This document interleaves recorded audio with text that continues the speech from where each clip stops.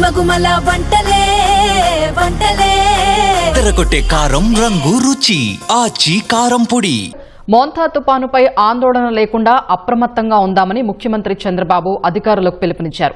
నేటి నుంచి తుపాను ప్రభావం పెరిగి 338 మండలాల్లో అధిక వర్షాలకు అవకాశం ఉన్నందున ఆర్టీజీఎస్ నుంచి ప్రజలకు ఎప్పటికప్పుడు సమాచారం చేరవేయాలని ఆదేశించారు. రాష్ట్రంలో వివిధ ప్రాంతాల్లో పబ్లిక్ అనౌన్స్మెంట్ సిస్టమ్ ఏర్పాటు చేయాలని సీఎం సూచించారు. ఆర్టీజీఎస్ కేంద్రం నుంచి మొంతా తుపాను ప్రభావంపై సీఎం చంద్రబాబు ఉన్నత స్థాయి సమీక్ష నిర్వహించారు. మంత్రులు లోకేష్, అనితతో పాటు పలువురు ఉన్నతాధికారులు సమీక్షలో పాల్గొన్నారు. రాష్ట్రంలో ఇవాళ్టి నుంచి అధికంగా తుపాను ప్రభావం ఉంటుందని వాతావరణ శాఖ అధికారులు తెలిపారు. ప్రభుత్వ సన్నాహాలు, సేవలపై ప్రజల నుంచి ఫీడ్బ్యాక్ తీసుకుని ఎప్పటికప్పుడు మెరుగుపరుచుకుంటూ పనిచేయాలని అధికారుల్ని ముఖ్యమంత్రి సూచించారు. ఇప్పటి వరకు తుఫాను సన్నద్దతపై ఐవీఆర్ఎస్ విధానంలో సేకరించిన సమాచారంపైనా సమీక్ష చేపట్టారు. అధికారులు ఎన్ని రివ్యూలు నిర్వహించారనేది కాకుండా క్షేత్రస్థాయిలో ఎంతమేర ప్రభావం చూపిందనేది ముఖ్యమని సీఎం అన్నారు.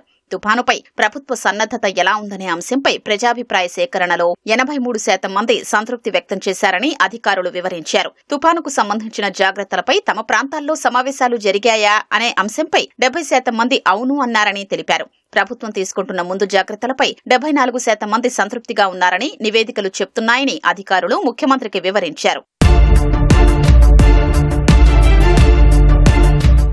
ప్రజలకు సమాచారం ఇవ్వడంతో పాటు వారి అవసరాలు, ఇబ్బందుల్ని కూడా రియల్ టైంలో తెలుసుకుని అందుకనుగుణంగా ప్రణాళికతో అన్ని విభాగాలు పనిచేయాలని ముఖ్యమంత్రి సూచించారు. ప్రజల్ని అప్రమత్తం చేసే క్రమంలో రాష్ట్రంలో పలు ప్రాంతాల్లో పబ్లిక్ అనౌన్స్మెంట్ సిస్టమ్ ఏర్పాటు చేసినట్లు ఐటీ సెక్రటరీ కాటంనేని భాస్కర్ తెలిపారు.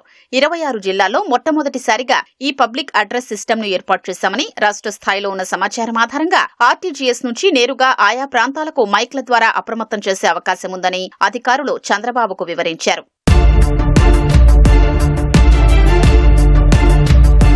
గాలులకు విద్యుత్ స్తంభాలు, వైర్లు తెగిపడే అవకాశం ఉండడంతో సరఫరా పునరుద్దరణ కోసం 1000 ప్రత్యేక బృందాలతో 12,000 మంది సిబ్బందిని ప్రభుత్వం ప్రత్యేకంగా నియమించింది.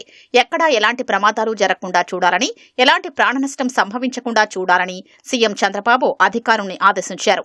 కేంద్రం నుంచి అవసరమైన సహాయ సహకారాల్ని అందిస్తామని ప్రధాని మోదీ హామీ ఇచ్చినట్లు సీఎం తెలిపారు. ప్రధాని కార్యాలయంతో సమన్వయ బాధ్యతను మంత్రి లోకేష్ కు అప్పగించారు. పంట నష్టపోకుండా టార్పాలిన్లు అందుబాటులో ఉంచాలని ఆదేశించారు.